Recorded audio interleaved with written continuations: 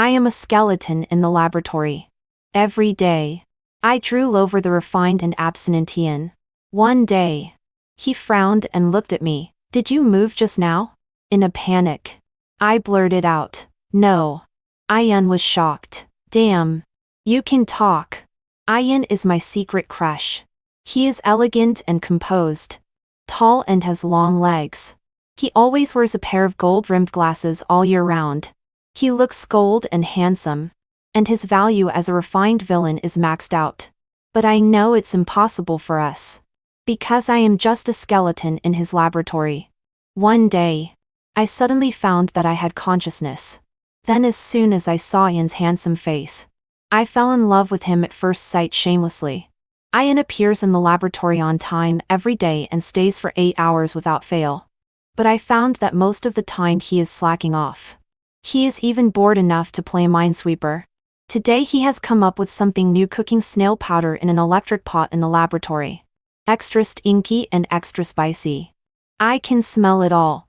The snail powder is covered with a thick layer of red oil under the bright light, and is boiling and bubbling. Just before it is fully cooked, Ian receives a phone call. Then he picks up a document, and goes out. The snail powder boils more and more.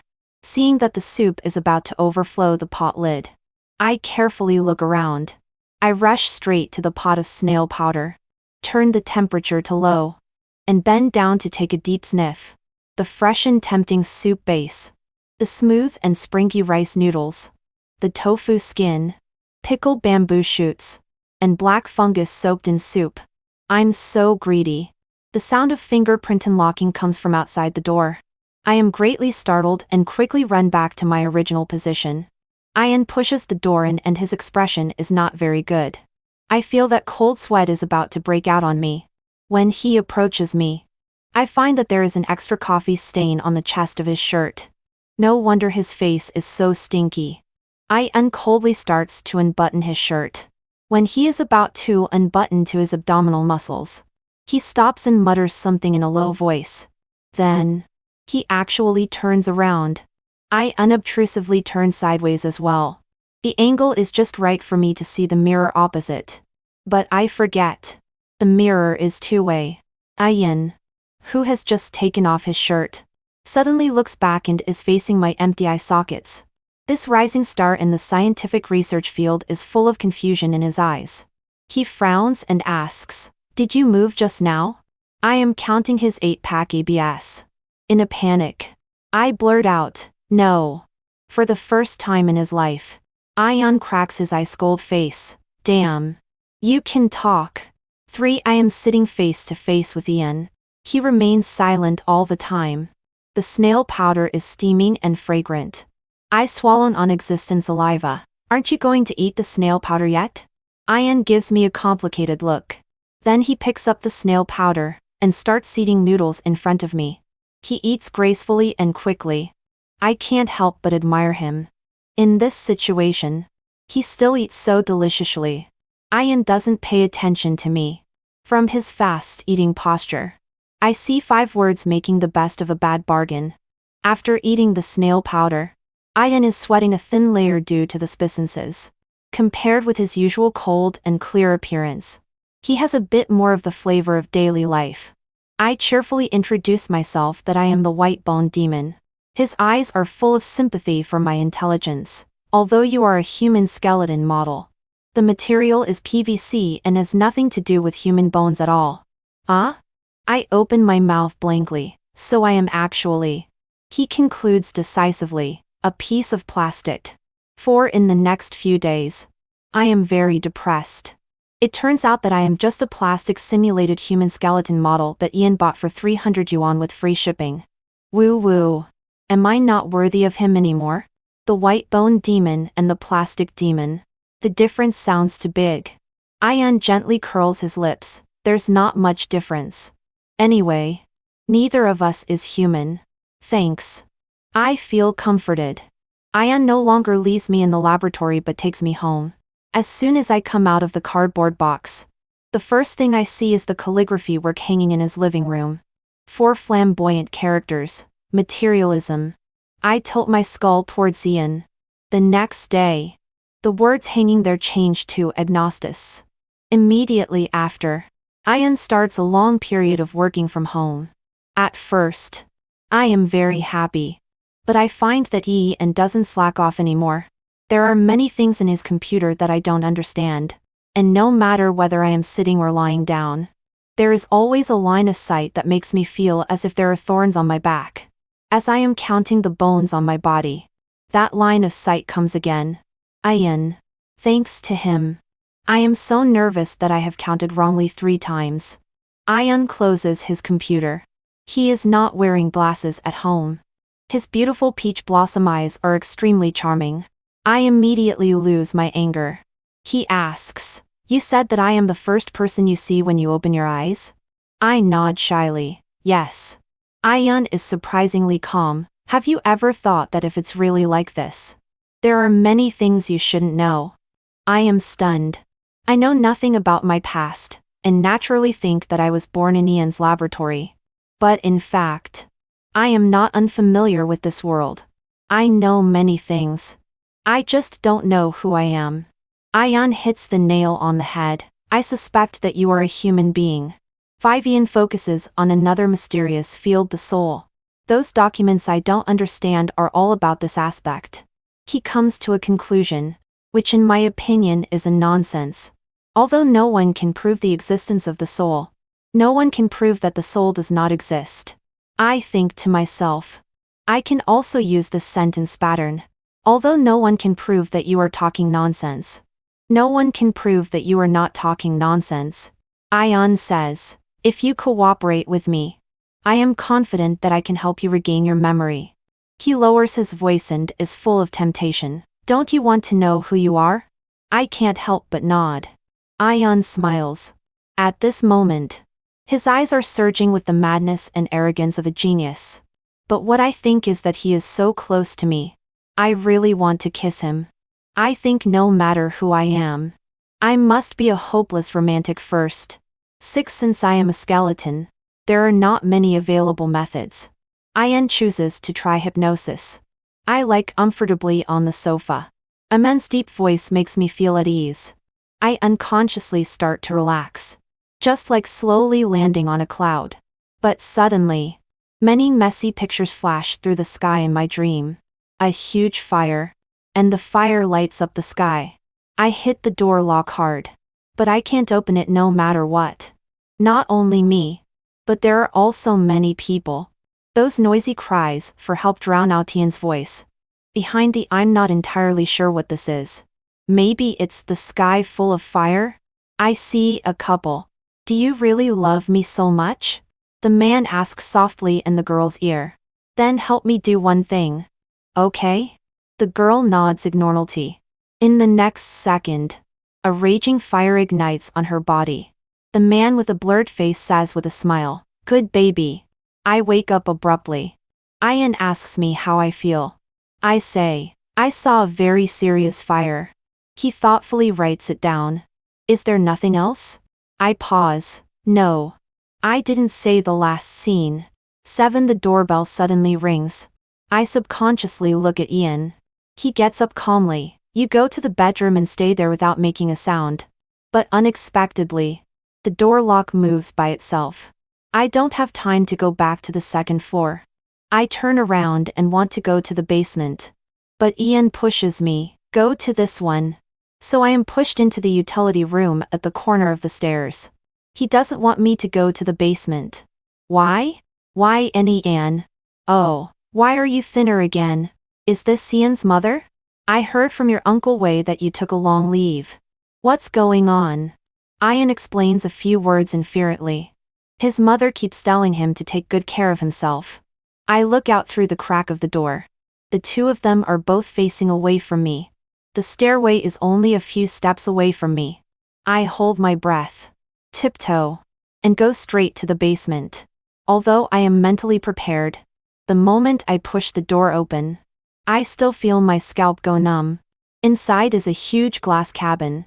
A naked female body is suspended in the cabin. Even though she has her eyes closed, I can recognize that it is myself in the dream. Suddenly, a sigh comes from outside the door. I feel a chill all over. Ian comes in. You still found it. I kite rumble and back away. See? Ian. Yes. I am here. His tone is as calm as ever. In the cramped basement. There is not much space. I have nowhere to retreat. My back hits the cold glass cabin. Ian suddenly smiles. Your leg bone is shaking. At the moment of death. I think he is a bit good-looking when he smiles. I am so damn stupid. He slowly approaches me and whispers like a murmur. Do you know why I am so sure that you are not a goblin? The spontaneously arising chill is about to lift my skull. Ian pinches my chin and makes me turn my head to see the glass cabin more closely. In that surging colorless liquid. It is not a complete body at all that is soaked. But a whole piece of human skin. I directly can't catch my breath and faint. I once made a wish. Hoping to see Ian's handsome face every day. But I didn't expect that God really listened. Awake? How on earth does he tell if a skeleton is awake or not? I continue to pretend to be dead. Ian shrugs and says to himself, I wonder if putting it in a glass cabin and soaking it can wake it up. He spreads his arms as if to hug me. I do a carp jump. Awake. Awake. Ian smiles. He is so perverted. Too easily frightened. After so many years. You are still so timid. Ian is as calm as a cloud. Do you still remember the name Lynn? I repeat it blankly. Some miscarry and unorganized pictures keep appearing in my mind. I feel an inexplicable pain from it. Ian presses my shoulder with his hand. I look up at a loss. Lynn. We have met. 3 years ago. You found me and asked me to draw a piece of human skin for you. I look at the glass cabin again following his gaze. The beautiful human skin inside is floating up and down. Draw a piece of human skin? Ian's eyes are as black as ink. Yes. I am a skin painter. After ancient times when the heaven and earth were created. There were countless foreign races between heaven and earth. Until Enlil molded humans from clay. Humans became the most intelligent of all beings. A wisp of essence left behind after En was death, turned into a new ethnic group.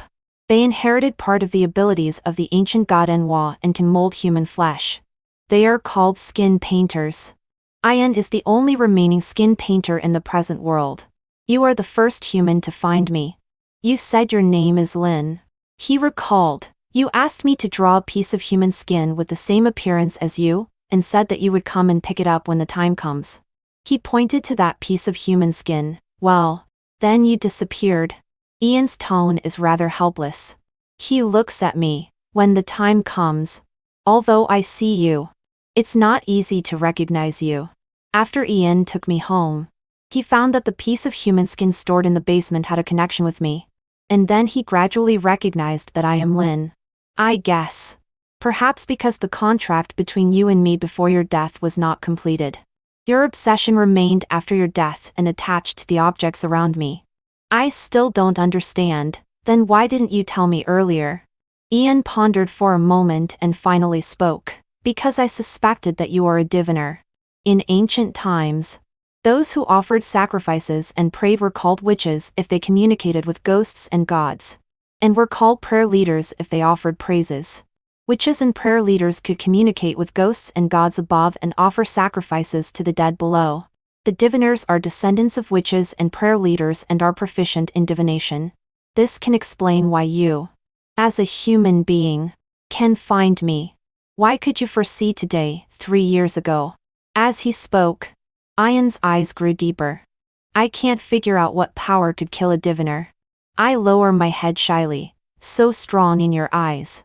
Ian, he said, I was overthinking. You don't have the mind to pretend to be weak but be strong. 11 Ian changed the topic. I can't find any fire reports in the past 3 years that match your memory. Everything has been deliberately erased. Do you know what this means? Ian rubbed his cuff. I was stunned.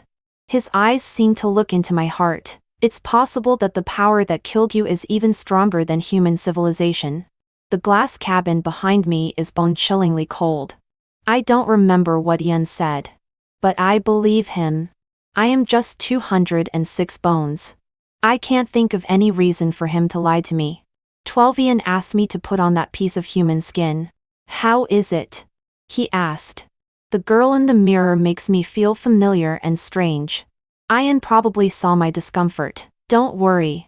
The material is only plastic. He added coldly. Probably you are destined to be with plastic. Plastic is okay? I sincerely praise, Ian. Good craftsmanship.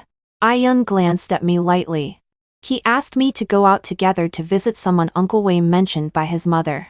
All the existing ancient ethnic groups have jointly established an alliance. The research institute where Ian is located is supported by the alliance. And Vincent is an important figure. With a low-key personality, an unknown age. No one knows his real identity. His relationship with Ian is both teacher and friend. Uncle Wei will have news about the fire. I weakly asked, what if he doesn't have it? Ian smiled. You'd better pray that he has it. 13 Vincent is not what I thought. Although Ian calls him Uncle Wei, he doesn't seem very old. He is about 30 years old. Different from Ian's refined and handsome appearance. His every word and deed has a kind of casualness that comes from deep within. It makes people's eyes unconsciously follow him. In fact, if you look closely at his facial features, they are very plain. I can't even remember his appearance. It seems that if you throw him into a crowd, you won't be able to find him in an instant. He seemed to know that Ian would come and had already placed 2 cups of tea on the table early. Ian explained in a low voice to me, who didn't know the reason. Uncle Wei is a diviner. Vincent waved his hand. Not now.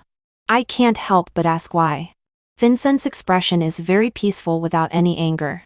He smiled faintly, because I was betrayed by a person I trusted. Somehow, I blurted out, those who betray others will definitely be punished. Vincent looked at me and suddenly laughed. He said, no. I hope she lives well. There's no way to continue this conversation. After holding back for a long time, I gave a thumbs up. You are so broad-minded. 14E, briefly told Vincent about me. Focusing on the fire I mentioned. Vincent is really used to big scenes. He circled me with interest. This is the first time I have seen the craftsmanship of a skin painter. It's truly lifelike. I couldn't wait to speak. Do you know about the fire? Vincent lowered his head and pondered. I don't know much. 3 years ago, there was a fire in an old building in the east of the city. It matches the situation you described. The reason why it can't be found is that the 3rd type of power appeared that day. I asked, the 3rd type of power? Ian explained, powers outside of existing human technology and known magic arts and not recorded are collectively called the 3rd type of power. Vincent nodded, yes.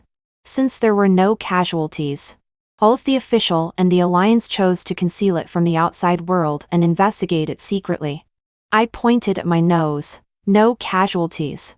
Then what am I? Ian on the side thought for a while. Could it be that the fire burned you until there was nothing left? Not a single trace. Vincent was more implicit. It's possible. The 3rd type of power is often extremely powerful beyond cognition. I shivered. Vincent curled his fingers and tapped the table lightly. That's all I know. If you still want to continue the investigation, there is only one last method. But destiny has its own arrangements. Is cause and effect really so important? He looked at Ian. Ian's expression was solemn. 15 After leaving Wei's house, I asked Tian, what is the last method he mentioned? Ian was silent and said, go back to the day of the fire. I was amazed. How is that possible? Originally it was impossible. But it's possible for you. Ian stood still under the steps. Diviners can deduce the future and also trace the past. But even if he doesn't say it, I can guess the more accurate the divination, the stronger the backlash. Ian lowered his eyes. And there was a shadow like a crow's feather under his long eyelashes. You don't need to bear the cost of forced deduction. I will find other ways. I listened quietly. After a long silence, I asked him, since you know this is a mess, why do you still get involved? Ian smiled. Because I promised you. I also smiled. Then let's do it together. What cost? Hopeless romantics are fearless. I reached out my hand to Ian. Behind him is the noon sun. Very warm. 16 to some extent. Diviners can be understood as people with opened heavenly eyes. The development trajectory of all things is invisible in the eyes of diviners.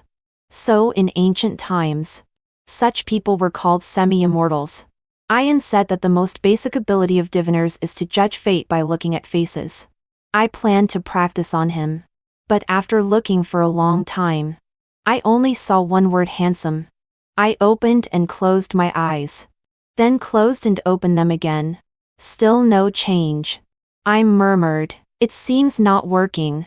Ian frowned. "Although you don't have a body, your soul is still there. You shouldn't be unable to see anything." After a while, he didn't know what he thought of. His voice was serious. "Let's go to the Alliance." In the confidential room of the Alliance, we saw more fire information.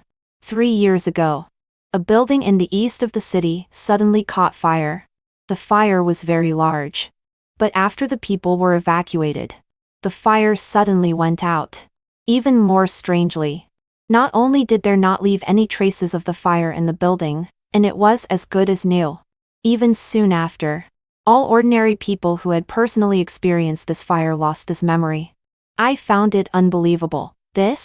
What kind of power can make a high-rise building that has just been burned by a fierce fire instantly brand new again? And I'm not entirely sure what this means. Maybe tamper with human collective memory. Ian was silent. He got up and pulled me behind him, silently holding my hand. "Uncle Wei, come out." Vincent was actually standing in the shadow in the corner. I was terrified. Clearly there were only me and Dean in the room just now. Vincent still had the same face.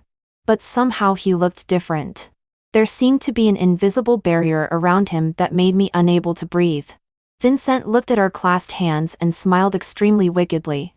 He beckoned to me. "Baby, come here." My brain instantly crashed. I asked Tian, "Do you think it's possible that he is calling you?" 17 Vincent had set up a magic formation in advance. His purpose of hiding information was to deceive us here. I was taken away by him, and locked in a villa. When I woke up, he was making tea. "Would you like some tea? Junshin silver needle that you like." I pressed my temple. The return of a large amount of memory made me extremely tired. The only thing I care about is, how is Ian? Vincent sneered. "Dead." I smiled even colder than him. "If he dies, I will die too." Vincent was furious. In the blink of an eye, the set of high-quality blue-glazed white fished set shattered and splattered everywhere. "Lin, that's enough. You have used this excuse to embarrass me for thousands of years." I turned my head. Vincent squatted in front of me and softened his voice. "Let's not quarrel. Let's start over. Okay?" He turned into Ian's appearance. "You like him. I can turn into his appearance. Or like this?" He changed into the face of a popular young actor. "Don't like Ian anymore. Be with me, like 1,000 years ago. Okay?" His eyes were full of pleading. Anyone would be softened by it. I gently lifted his face and didn't hide my malice at all. "Isn't this the situation you created yourself? 18 witches and prayer leaders can communicate with ghosts and gods above and offer sacrifices to the dead below. Those who communicate with ghosts and gods are called witches. And those who offer sacrifices to the dead are called prayer leaders. Vincent and I are not diviners. We are from ancient clans. He is a great witch. And I am a prayer girl. We are attendants of the gods and also fated spouses. Since I have memory, I have been following him. We will naturally become partners and jointly protect the clan. If it weren't for Ian is a foreigner who suddenly appeared. We know nothing about Tian's origin, but I decided to keep him because he showed extraordinary abilities and was good-looking." Vincent didn't agree. That was the first time I went against Vincent's will. 19 Ian's mind is full of whimsical ideas. He knew how to preserve fire, how to extract sea salt, and how to store food to avoid spoilage. He spoke and acted in an orderly and logical way, and was incredibly kind to every clansman. I didn't need to pay special attention to him on purpose. There would always be people telling me how remarkable he was. The lifespan of ordinary clansmen is not long. I could only pray for their smooth lives in the next life just before they were about to die. One day, a woman had a difficult childbirth. Her relatives knelt in front of me. I could only shake my head slightly sadly. At a critical moment, it was Ian who brought a divine herb. After she ate it, the blood from her lower body miraculously stopped. Later, I learned that the grass grew on a cliff. Ian risked his life to pick just one such plant. I didn't understand. In my eyes, life and death are both determined by fate. All I have to do is obey the will of heaven. But Ian said, life is the most precious thing, whether it's one's own or someone else's. A strange emotion spread in my heart. I said in a low voice, this is the first time I've heard such words. He opened his palm and grabbed the sun. In the place where I come from, everyone thinks so. Ian's act of saving people once again greatly increased his reputation. Undoubtedly, his existence had already offended Vincent. But I didn't expect that Vincent would target me. 20 Vincent tricked Ian to a dangerous place in my name. When I arrived, he had already cast a spell and caused Ian to roll down the mountain stream. If it were before, I would have thought that Vincent was the most important, and that whatever he did was right. But now, in his astonished eyes, I jumped down without hesitation. The moment I found Ian, I felt that the world was quiet. He was severely injured by the rapids and reefs and his eyes were half open. Did you come to save me? I said, yes. He smiled. I knew you would come. I didn't say anything else. But I knew that something was different. Since I saved Ian, Vincent began to target him more blatantly. Vincent hated me for betraying him, but also hoped that I could return to my former self. He kept obstructing me and Ian, repeating the same tricks again and again. It even reached a point where I was annoyed. At the same time, my relationship with Ian got better and better. He told me that gods are idealism, and we should believe in materialism. But when he witnessed several times in a row that Vincent and I fought using idealism, he said he needed to calm down. 21 No matter what means Vincent used, he couldn't stop us from falling in love. Ian and I decided to get married. That night, he took out a delicate ring from his bosom. He said, I have a secret in fact. I am from the future. This ring is the key that can help me return to the future. I said, oh. Ian couldn't believe it. Is this your reaction? I patted his shoulders sympathetically. I already knew. The divination result initially showed that he was from a different world. I knew very early on that he was different from me and us. A good kind of different. Ian was deflated. So that's it. He solemnly placed the ring in my palm. I have repaired the key. Now I give you the right to choose whether to go back or stay here. I will be by your side. He rarely said such things. His usually cool and jade-like face began to turn red. I didn't know what shyness was. I hugged his waist tightly. Wherever you go, I will go. Ian pushed my head amused lie. Don't be like this. This is called being a hopeless romantic. You have to listen to your own heart. I touched my own heart.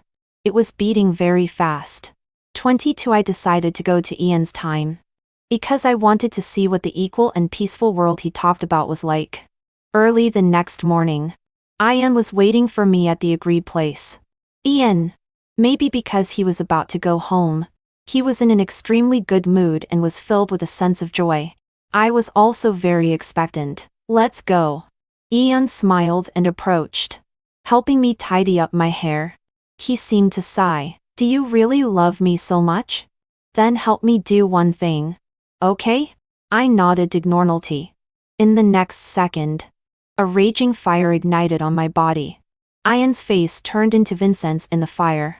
He smiled and called me, good baby. The fire was not hot or painful. It took away all my memories about Ian. I became the prayer girl who was unsympathetic and only had Vincent in her eyes before I met Ian. Ian also forgot about me. But when Vincent wanted to execute Ian, I instinctively stopped him. Vincent's face was unpredictable. In the end, he still gave in. Ian was locked in a dark cave. From then on, Vincent wished he could follow me everywhere. Whenever I saw his face, I always felt that I had forgotten something. Until Vincent and I set the wedding date. When he went to prepare the ceremony, I found a sheepskin book in his residence. It was filled with a large number of patterns and words with unclear meanings. It only talked about 3 things: longevity, immortality, skin painting, changing appearance, soul devouring. I'm not entirely sure what this means. Maybe tampering with memory. As I flipped through, new words emerged on the sheepskin. They seemed to consciously flow from the paper surface into my fingertips. Only then did I remember what I had forgotten. I took the sheepskin book to find Ian. Although Vincent didn't kill him, after staying in the cave without sunlight for several months, he was as thin as a bag of bones. I carefully helped him up and softly called his name, Ian. He opened his eyes weakly. "I knew you would come," Ian said. "Don't cry. I remembered everything. I've been waiting for you." 23 I helped Ian out of the cave. To return to his world, we had to go to the place where he first landed. I unrotated the ring. When the space-time door was about to open, a pair of hands suddenly firmly grabbed my ankle. It was Vincent. He stared at me firmly. "Look. I caught you." Ian's face was as cold as frost. But the space-time door had already opened. Under the huge impact, Vincent was forced to let go. He knelt on the ground and revealed an almost crazy smile. I vaguely felt uneasy. Sure enough, after returning to modern times, there was always an invisible force monitoring Ian and me. We continuously changed our appearances relying on skin painting on the sheepskin book to avoid the successive peaks. It was like we were always on the run. I gently traced the word longevity on the sheepskin book with my finger. It was Vincent. He was a genius in the clan and could understand this sheepskin book better than me. He had lived until now, waiting for me and Ian. A layout spanning thousands of years. I divined countless times. The divination results all showed certain death. Ian hugged me from behind.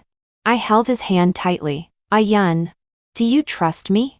He smiled. "From the first day I met you, I have trusted you." "Good. Certain death. Then we can find a way out by putting ourselves in a desperate situation." I tampered with the Ian's memory about me. Before I did it, I unsensed it. He subconsciously pressed my hand but quickly let go. He closed his eyes. "If this is what you want." My tears dropped on his forehead clearly. "You are the hopeless romantic." When he opened his eyes again, Ian looked at me with a strange expression. In his memory, I was an unexpected guest we met by chance. I promised to come and pick up that piece of human skin in 3 years. When I went out, I wrapped a soul thread around Ian. As long as there was still a wisp of soul, I would come to find him. 24 under the clear sky. I stood on the rooftop of a high-rise building and said slowly, "Vincent, aren't you going to show up?" In the next second, Vincent and I stood facing each other. He said, "Lynn, you finally figured it out." I smiled. "In your dreams." I turned around and jumped off the rooftop. Vincent immediately followed and jumped down. He hugged me and his tone could even be said to be doting. "Do you think I will let you die?" It was so funny. I said, "It's me who wants you to die. Hopeless romantic. Go die. No power can harm a great witch except a prayer girl. But in this way, I won't be able to live either." I stabbed his heart with all my strength. Blood seeped from the corner of Vincent's eye. This was the first time I saw him injured. But the panic in his eyes was not because of himself, but because of me. After all, he had lived much longer than me. My body disappeared in the backlash of his witch power. I knew this wouldn't be the end. Because the divination result before I came showed that my only chance in this life was 3 years later. That is now. But I didn't see any sign of a turnaround. I only felt that Vincent was even crazier. I asked, "Where is Ian?" Vincent snapped his fingers. An extremely elaborate and beautiful wedding dress instantly appeared in front of me. He said, "Put it on and you will see," and immediately. This wedding dress was very beautiful. I probably guessed what he wanted to do. But, I said, "There's no need for such formalities." Vincent's finger stroked my hair. "Be obedient. You owe me a wedding." I raised the corner of my mouth sarcastically. After putting on the wedding dress, I was taken by Vincent to a church for a wedding. At the wedding, I saw Ian. His eyes looking at me were as calm as an ancient well. I sighed in my heart. Sure enough, he didn't remember me again. The wedding was arranged very carefully. The background music was from a bone flute. The melodious and wild tune made me feel very familiar. Vincent whispered in my ear, "Remember? This is your favorite tune." He intentionally wanted to please me, but I couldn't remember at all. I suddenly felt that someone was looking at me. I subconsciously looked back. Ian's seat was empty. 25 baby. Be attentive. I was completely tired of Vincent's tricks. "Where is Ian?" He glanced at that seat infuriately. "It has nothing to do with me." Vincent seemed to find my appearance very interesting. "Lynn, I told you long ago that he is not as simple as you think. You think I am a bad person. Does that mean Ian must be a good person?" He approached me in a tempting way and wanted to continue talking.